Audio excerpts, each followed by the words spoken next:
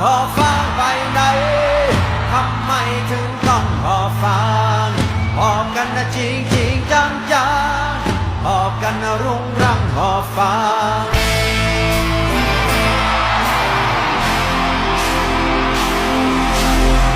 ฉันเดินผ่านหน้าธนาคารเห็นคนหอบฟางกันไปเอาฟางเล็กฟางน้อยฟางใหญ่หอบกันไปใส่ธนาคารฟางอาจจะเป็นของดีหากฟางคือสิ่งที่ต้องการคนบ้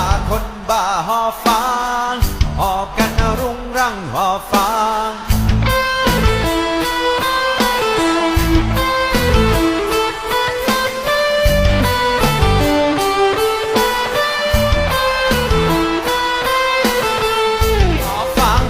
สิ่งจำเป็น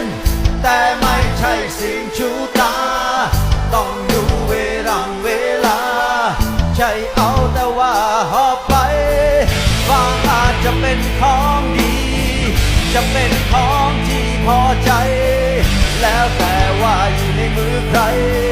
อยากได้อะไรในใจหอบฟางไปไหนทำไมถึงต้องหอบฟาง